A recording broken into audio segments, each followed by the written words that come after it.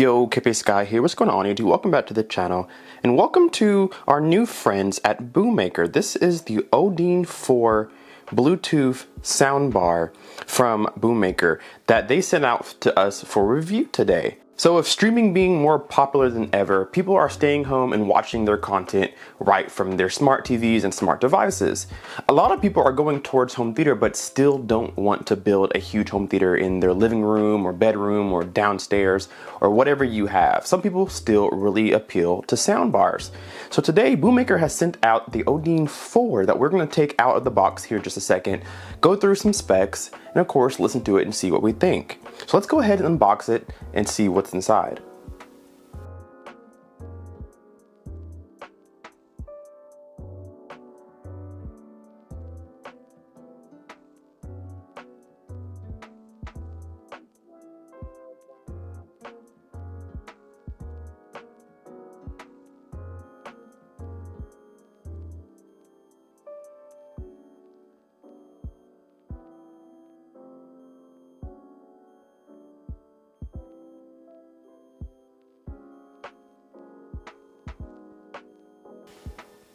Alright, now that we have everything unpackaged, let's talk about what's inside the box. So of course you have the physical soundbar itself, but there are a few accessories. Starting from the farthest end on downward, you have actually some mounting screws and brackets to hang this on the wall right in the box. You have a power brick, you have your RCA cables here to a 3.5 millimeter output and input, you have your remote, your optical cable, and some instruction manuals as well. The Odine 4 is a 2.0 soundbar with 9 EQ modes, adjustable deep bass, the CEC remote that can control not only the soundbar but a TV as well, has 100 watts of 3D surround sound, and it has 5.0 Bluetooth or USB. Now the cool thing is it does pass through 4K signal as well as HDMI ARC, not EARC, but just your standard ARC. Down below in the description is a link directly to Amazon where you can purchase this for $79.99 and ship right to your door. What makes this soundbar unique from others is that, of course, all the drivers are right there in front, but they use horn-loaded tweeters like a Klipsch or something of that sort, JTR, inside the soundbar to give you a more wider, dispersed, higher range of frequencies that covers the entire room. You usually don't see horn-loaded tweeters in anything other than like a main speaker, but this soundbar has horn-loaded tweeters inside to help with clarity and disperse that sound throughout the entire room. So let's take a quick look at the remote, and it's what you really expect out of a soundbar remote. Just thin, plastic, but functional. On the top is your power button on and off, your mute buttons at the top right corner.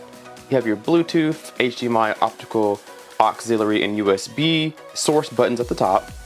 Volume up and down on the cursor wheel, and then you have the seek button, go back and go forward, as well as your play pause in the middle. Now here's some of your EQ buttons at the bottom remote. You have a music mode, a movie mode, and then news/game mode, as well as dynamic, hi-fi, and 3D depending on what source you're watching today. At the bottom is where you have the ability to change your bass, whether it's up or down, and then you can turn off the little LED lights on the front of the soundbar if you like to.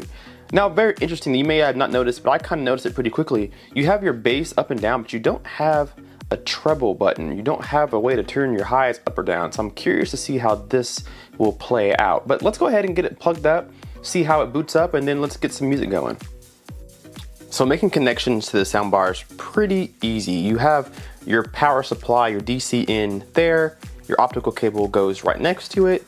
You have one single HDMI ARC input and output, and then you have a USB as well as your auxiliary, your 3.5 millimeter cable.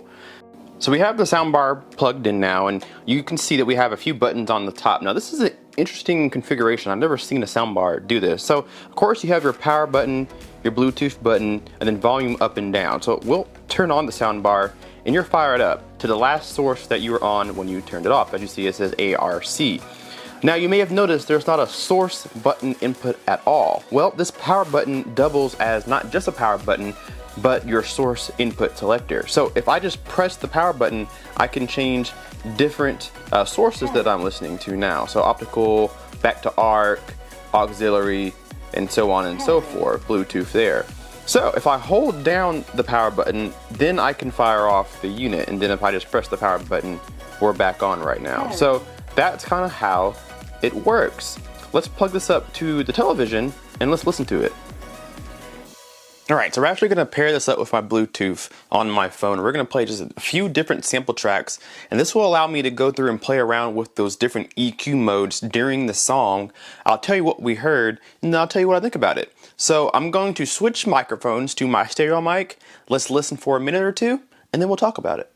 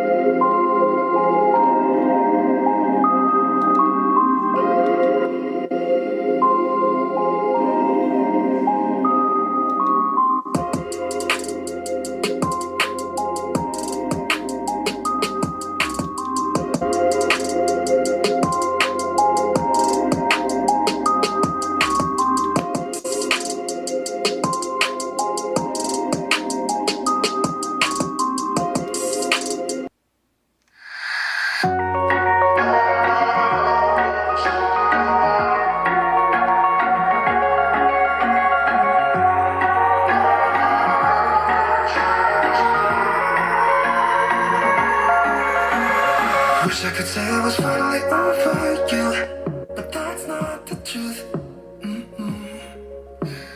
Everyone always keep falling in love again. The fuck's wrong with them? I don't understand. Maybe it will pass by. Someone save me for a past life. I'm too lonely to be down on my drink at this page. Yeah. Why am I the only one who's left in the rain with nobody to hold on to? Why am I the only one who's feeling this pain when there should be two of us? And yeah, I know we both want.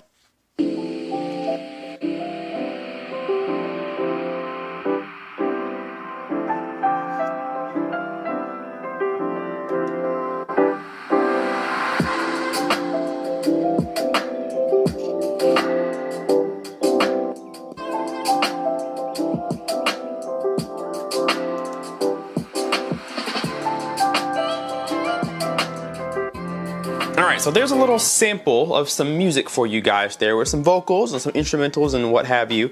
And interesting thought. So I went through and flipped through all the genres, all the different modes you have on the remote during the sound test.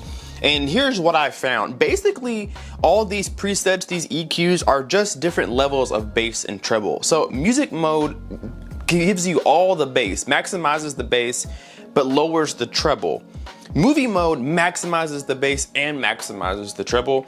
And then news and game mode lowers the bass and lowers the treble. News and game mode is probably the worst preset. Don't ever push it. It just sounds so dull and flat. Music is not bad either. It does give back a little bit of bass, but keeps the treble down so it sounds very muffled, but does have a little bit of a volume boost over news and game.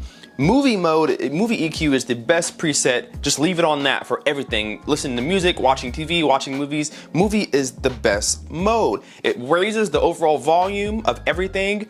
It sounds louder, sounds deeper, it sounds clearer. Not bad at all. Now, this soundbar actually sounds pretty good. There's not a lot of bass in it, and that's to be known. It's a small little rectangular soundbar. Physics is physics. You can't get a lot of bass out of something this small. But overall, the mid-range is actually really good, and so is the high-end when you put it on movie mode. Sounds pretty decent, to be honest with you. Now the dynamic, hi-fi, and 3D mode, I was pressing those during all the presets too, and honestly, there is no difference when you're in dynamic mode than when it's off. Same thing with hi-fi, you don't hear any difference when you press them. 3D mode does make a difference, but only when you are in movie mode. 3D mode, of course, is supposed to give you maybe a more realistic, broader, wider soundstage, and it does to a certain sense. Leave it on if you can leave it on. but it only works in movie mode. So have movie mode on with 3D and you have a pretty decent sounding soundbar, to be honest with you. So not a bad soundbar. It kind of sounds like I expected for $79. It's really good actually. They did really good with the feet on the bottom, decoupling it from whatever surface you're gonna place this on. So there's no vibration on whatever surface that you're putting this on, and there's no vibration within the soundbar itself. So it's really just you and your soundbar. Sounds pretty good, to be honest with you. Alright guys, so that's gonna do it for this video. Again, thank you so much to Bomaker for sending this out for review. This actually is a really cool product and it's not a lot of money. So if you're somebody who just wants better sound from your current television but doesn't want to go crazy with a full home theater, this is a good option for you, especially with how the price is. The only real complaint that I have is I expect to see an HDMI cord in every soundbar. It's just something easy to throw in. They don't cost a lot. I think every manufacturer should put an HDMI in the soundbar so that the customer doesn't have to go out and buy an extra attachment to go with this. So to make it all complete one package, I think a I think an HDMI should be thrown in. Other than that, you got yourself a pretty decent soundbar. Remember guys, check the link down below in the description to pick you up one. Thank you so much for watching, and we'll see you in the next video. K-Base Guy out. Peace.